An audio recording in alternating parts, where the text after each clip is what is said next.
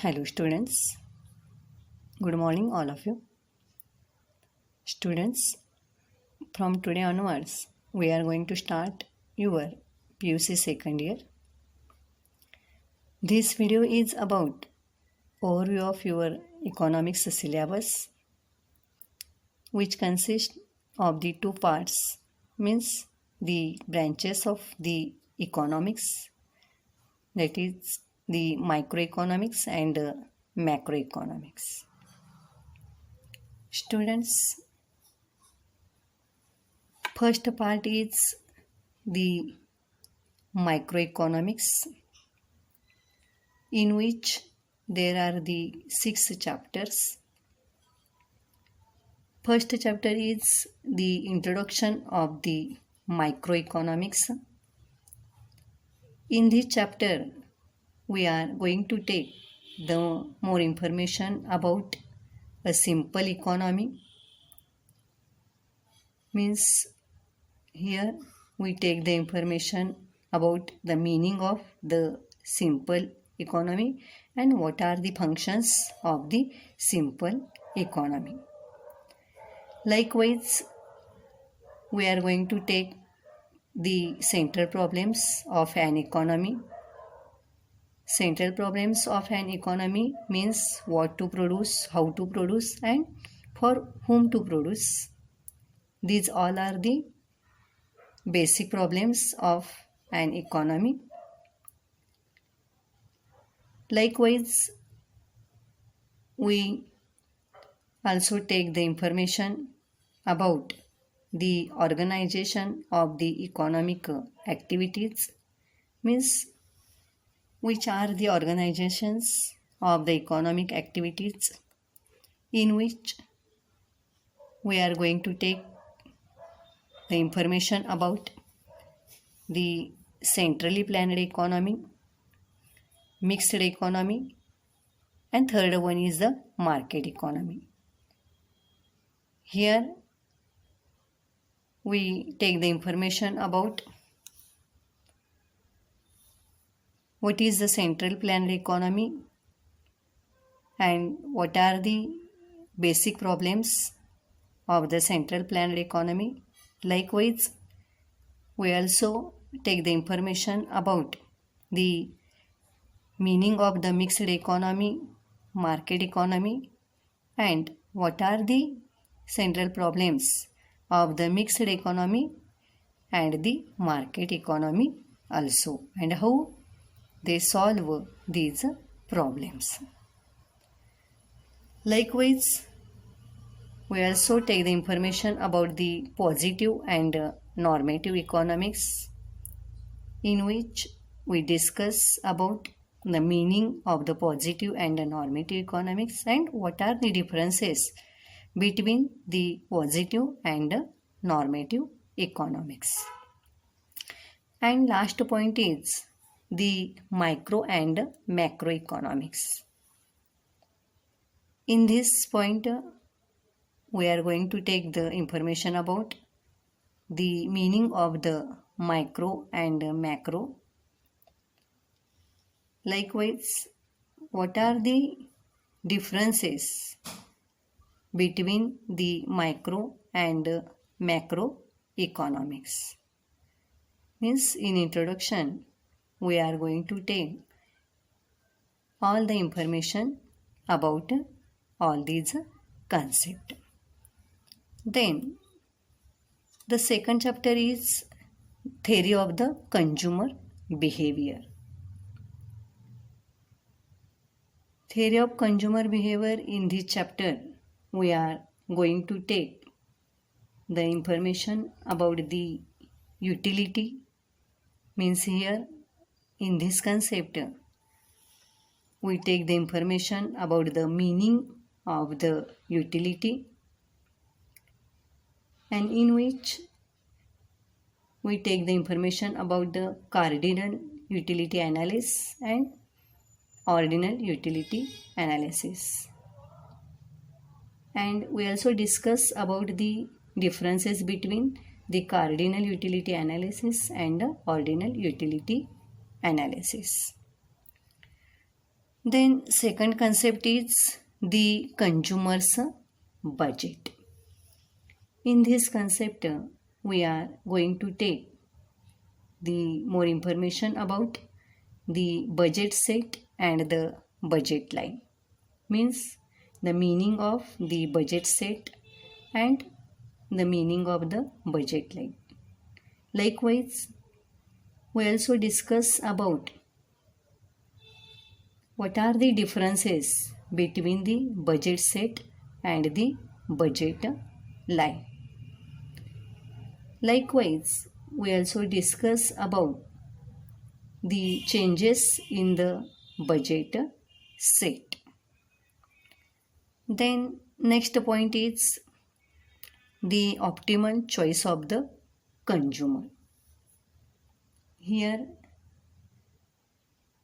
we are going to take the more information about the choice of the consumer and which point is optimal for the consumer. We will explain it with the help of the diagram. Then next concept is the demand. In this concept, we are going to take the information about the meaning and the definition of the demand. Likewise, we also take the information about the law of demand with the help of the diagram. And here in this concept, we also discuss about the demand curve and the derivation demand curve from the indifference curve and the budget line. Here in the demand concept, we are going to take the information about the normal goods as well as the inferior goods. Likewise, we also take the information about the substitutes goods and the complements goods. Means here we take the information, the meaning of the normal and inferior goods and what are the differences between the normal and inferior goods. Likewise, we also take the information about the shifts of the demand curve with the help of the diagram and the movements along the demand curve and shifts in the demand curve. Means all these things we are going to discuss in the demand concepts. Then next point is the market demand. In this concept, we are going to take the information about the meaning and the definition of the market demand, and we also explain the market demand with the help of diagram. And last point is the elasticity of demand. We will discuss with the help of an example. Students, the second chapter, Theory of Consumer Behavior, it is a very important for your exam purpose, and it is for the 22 marks for your annual exam. Then the third chapter is Production and Costs. In this chapter,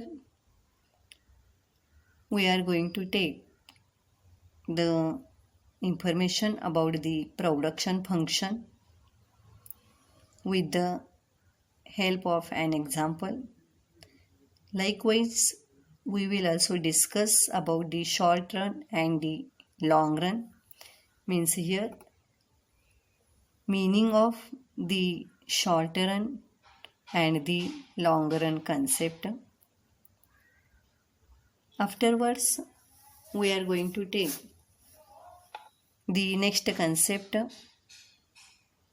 that is the total product, average product, and the marginal product, in which we will discuss about the meaning of the total product, average product, and the marginal product. And we also explain the total product, average product, and the marginal product with the help of the example. Then next concept is the law of diminishing marginal product. This law, which introduced by the Alfred Marshall, and we will discuss or we will explain this law with the help of an example and the diagram also. Then next concept is the law of variable proportion.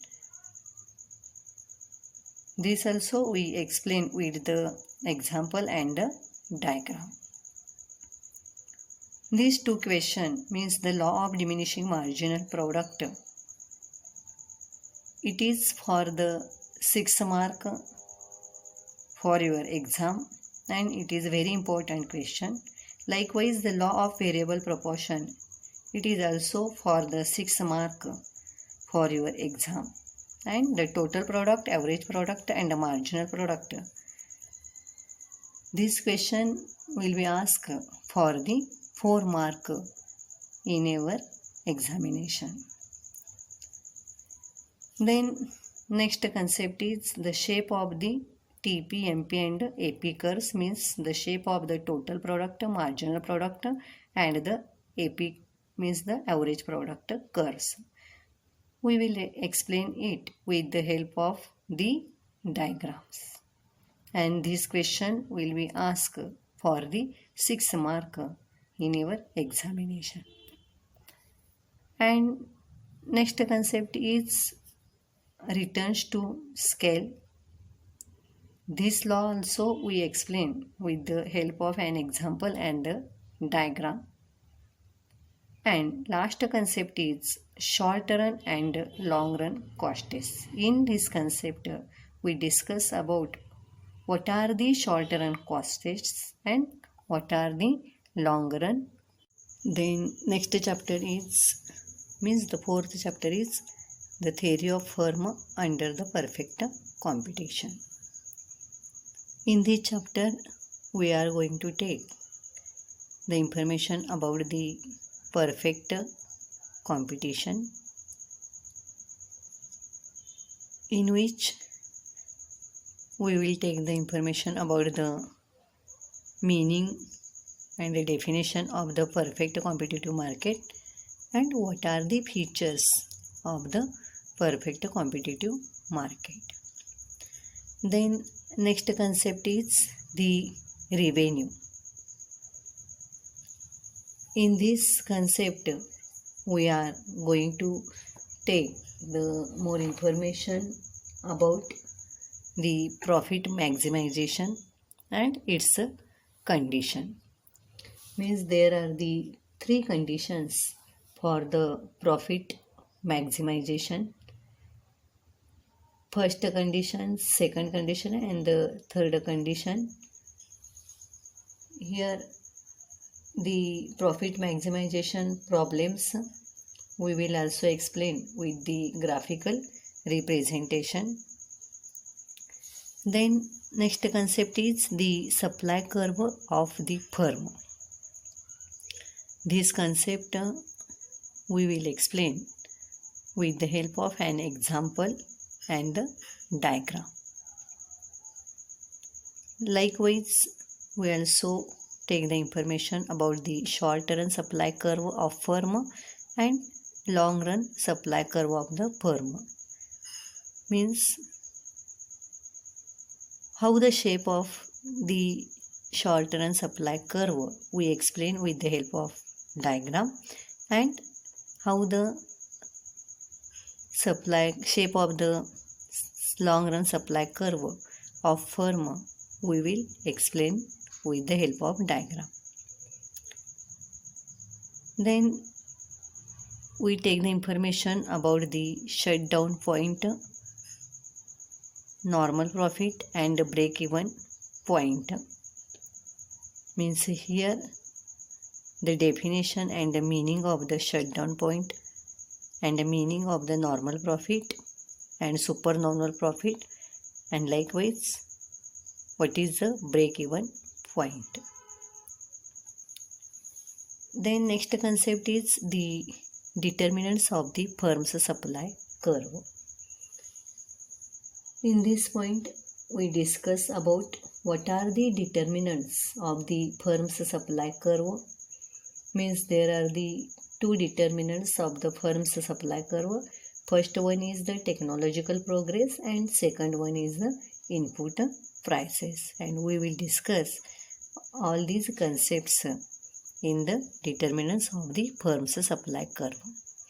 And last concept is the market supply curve.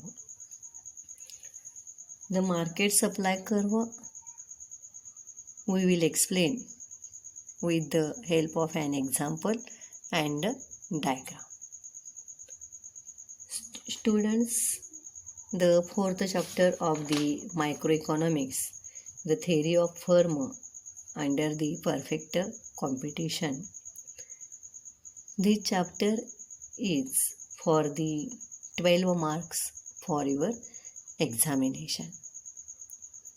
Then the fifth chapter of the microeconomics is market equilibrium. In this chapter we are going to take the more information about the meaning and definition of the market equilibrium, and likewise we also discuss about what is the equilibrium, in which we discuss about the excess demand and excess supply. Means what is the excess demand and what is the excess supply, we will explain it with the help of an examples. Likewise we also discuss about the market equilibrium, in which we are going to take the more information about the fixed number of the firms and the free entry and exit of the firms. We will explain with the help of the diagram, and this question will be asked for exam for the 6 mark. Then next concept is the applications. In applications we will discuss about the price selling and price floor.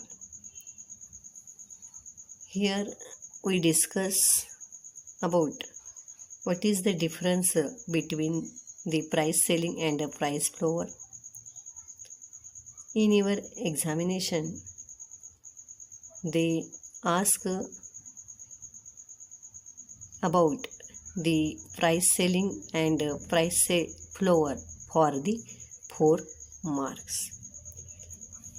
So the fifth chapter, market equilibrium, this chapter is for the 11 marks for your exam. Then sixth and last chapter of the microeconomics is non-competitive market. In this chapter we are going to take the more information about the simple monopoly in the commodity market, and market demand curve is the average revenue curve. We will explain it with the help of an example and a diagram also. Likewise, we also take the information about the total revenue, average revenue and the marginal revenue, and we explain it with the help of an example. Next concept is the short-run equilibrium of the monopoly firm. Here in this chapter, we are going to take the information about the meaning of the monopoly market and what are the features of the monopoly market.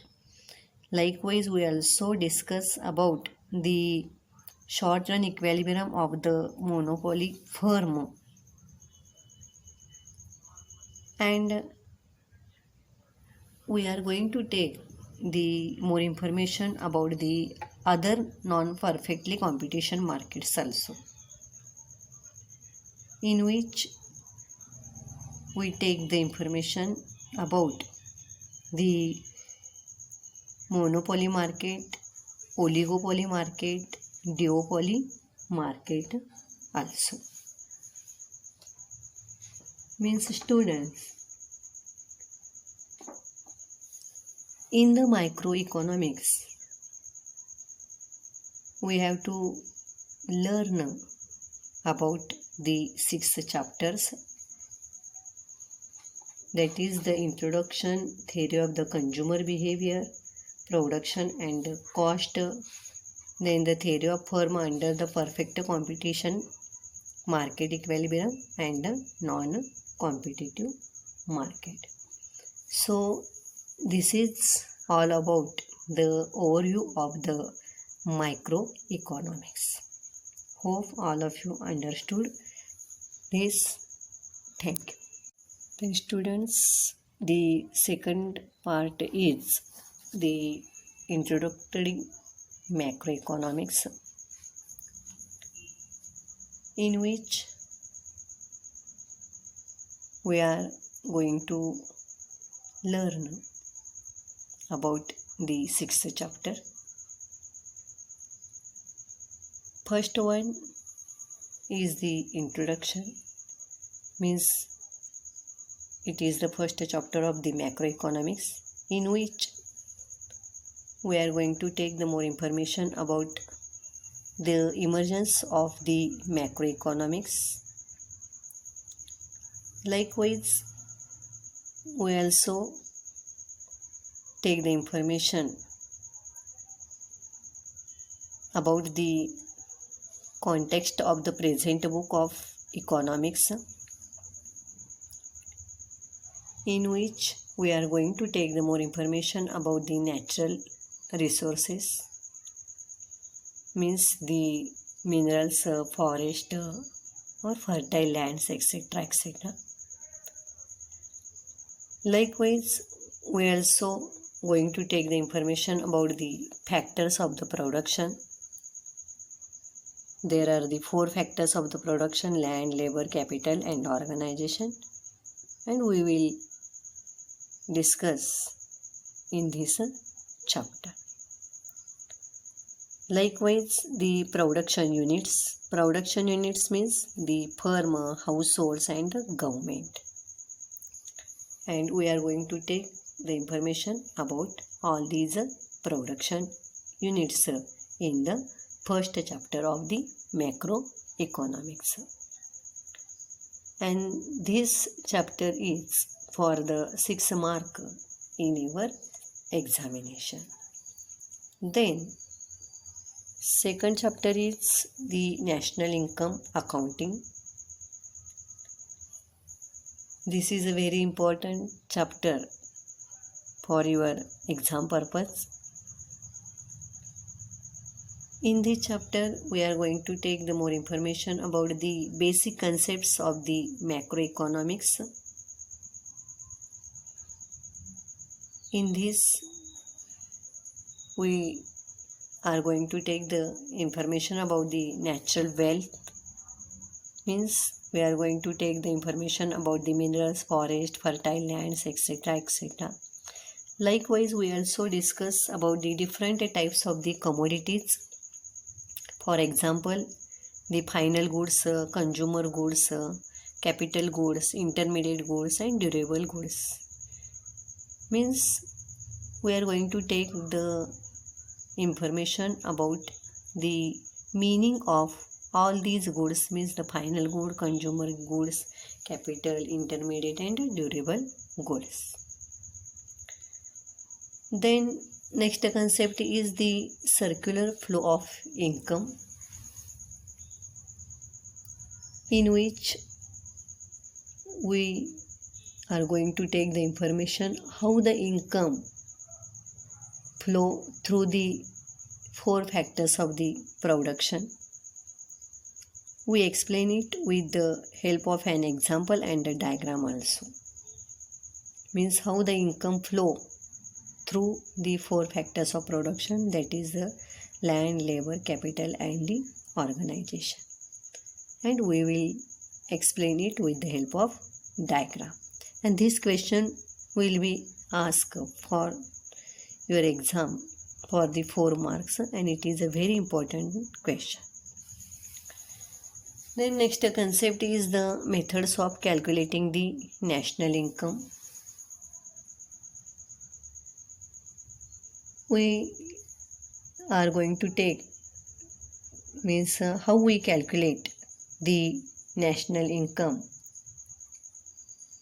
using the product method, means the value added method, expenditure method, and income method. Likewise, the factor cost, basic prices, and market prices also. Then next concept is the some macroeconomic identities. Here we are means in this concept we are going to discuss about the GDP, means the gross domestic product. Likewise, the GNP means the gross national product. Then the NNP means the net national product. Then the NDP means the national domestic product. Means these some macroeconomic identities. We discuss all these concepts. Then we are going to take the information about the nominal and the real GDP, means in which we are going to discuss about the meaning of the nominal and real GDP and what is the difference between the nominal and real GDP. And last concept of this chapter is the GDP and the welfare, means the gross domestic product and the welfare of the society. So all these concepts we will discuss in the national income accounting. Students, this is a very important chapter for your exam purpose, and it is for the 20 marks for your exam. Then next chapter is money and banking.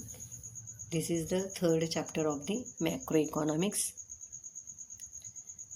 In this chapter, we are going to take the information about the money, in which we will take the information about the meaning and the definition of the money, and we also going to take the information about the functions of the money. In your examination, they ask for the 4 marks, what are the functions of the money. Then Next concept is the demand for the money. Means why the people of the society, or what is the demand, motive of the demand for money, we will discuss in the demand for money. Means there are the different motives for demand for money: transaction motive, speculative motive, etc., etc. Likewise, we will discuss about the supply for money also. The next point is the money creation by the banking system. How the bank create the money, we will discuss in this point. Likewise, we are going to take the more information about the balance sheet of the fictional bank and the limits to the credit creation and money multiplier also. And last point is the policy tools to control the money supply. Means what are the policy tools to control the money supply, in which we are going to take the more information about the qualitative tools and quantitative tools. Means how the Central Bank of India control the money supply using the qualitative as well as the quantitative tools. Then next chapter, means the fourth chapter of the macroeconomics, is the determination of the income and employment. In this chapter, we are going to take the information about the aggregate demand and its components, means the consumption and investment. Means in which we are going to discuss about the consumption function as well as the investment function with the help of an example and diagrams also. Likewise, we will also discuss about the determination of income in the two sector model, means the consumption and the investment. Then next concept is the determination of the equilibrium income in the short run, in which we discuss about the equilibrium with price level fixed and the effect of an autonomous change in the aggregate demand on income. And last, the multiplier mechanism with the help of exam we discuss. So students, in the fourth chapter, we are going to take the information all about this concept, and this chapter is for the 10 marks for your exam. Then fifth chapter is the government budget and the economy. In this chapter, we are going to take the information about the government budget, in which we will take the information about the meaning and its components. Likewise, we also we are going to take the information about what are the objectives of the government budget. And next concept is the classification of receipts. In this concept, we will discuss about the revenue expenditure and capital expenditure also. Means with the help of the revenue expenditure and capital expenditure, we classify the receipts. Then next concept is the balanced surplus and deficit budget. Means what is the difference between this the balanced surplus and the deficit budget we will explain with the help of an example also. And last point of the fifth chapter is the measures of the government deficit. So students, this is all about the fifth chapter, government budget and the economy, and this chapter is for the 10 mark for your exam. Then last chapter of the macroeconomics is the open economy, and this is a very important chapter for your exam purpose. In this chapter we are going to take the information about the balance of payment,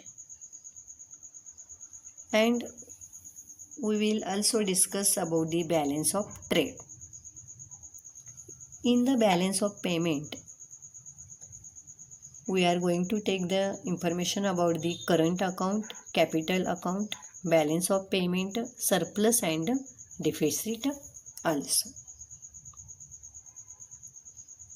Then next concept is the foreign exchange market, in which we discuss about the foreign exchange rate, means what is the foreign exchange rate, then what are the determination of the exchange rate.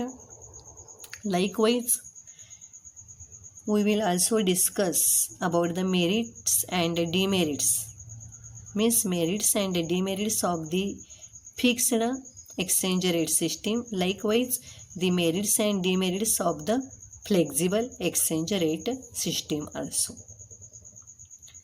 And students, the last point of the open economy is the managed floating.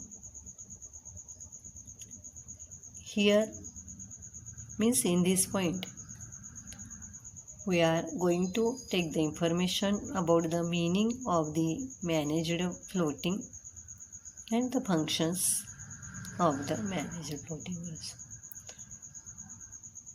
Students, this is a very important chapter for your exam, and this chapter is for the 20 marks for your examination. So students, this is all about the overview of your the macroeconomics syllabus.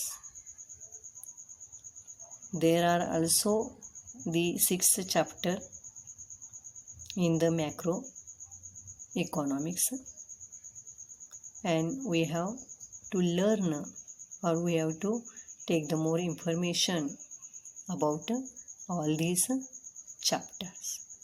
Hope all of you understood all these concepts. Thank you.